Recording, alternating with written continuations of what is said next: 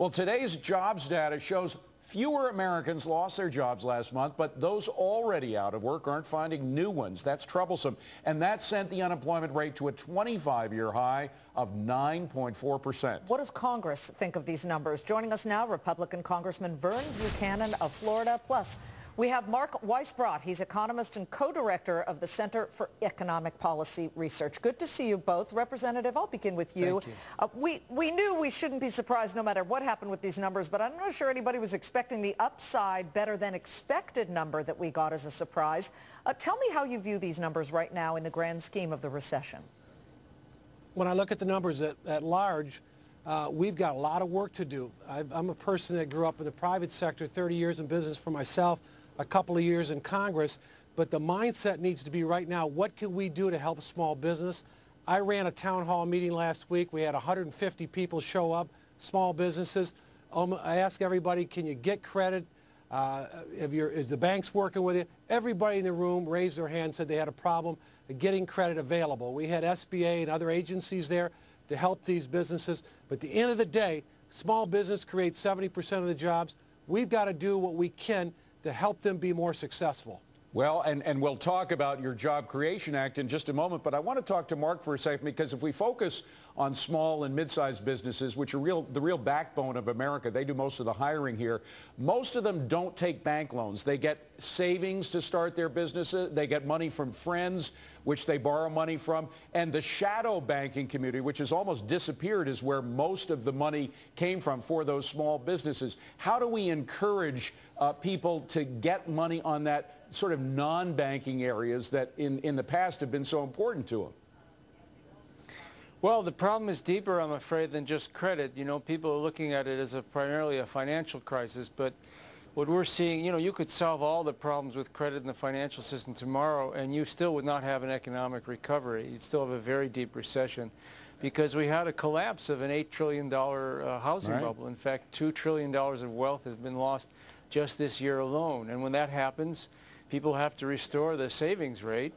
And so consumption is falling, the housing sector is still falling, investment is falling and weak.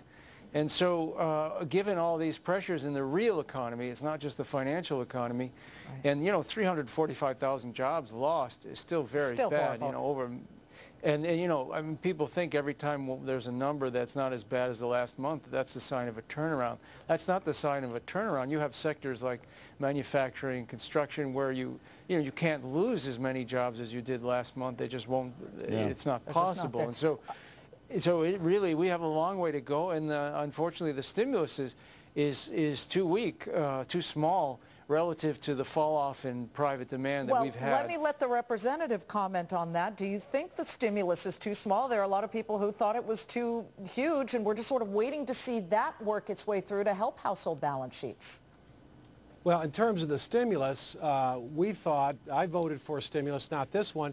It's about half the size, but create twice as many jobs. But the biggest disappointment, I get back to the small business sector, and I guess I say that because I was chairman of the Florida Chamber. We had 137,000 businesses representing that federation, and they create 70% of the jobs. But only 3% of the stimulus really went to small business.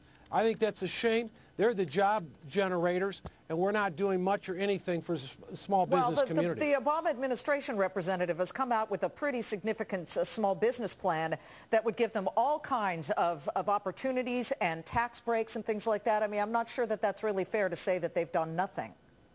Well, when I did talk to the president about 2 weeks ago, I was in the White House with him on a thing, and they are doing more in SBA. But I think there's a lot more that can be done. I'm just telling you, I'm out there in the real world. I've had 5 town hall meetings. People are hurting, can't get credit to buy. Working families can't get credit like they did. Small businesses are still having a big time with credit. The whole thing on taxes and other things, there's still a lot of work to be done. Congressman, before you go, we want to talk a little bit about your Job Creation Act. What does that do for small and mid-sized businesses?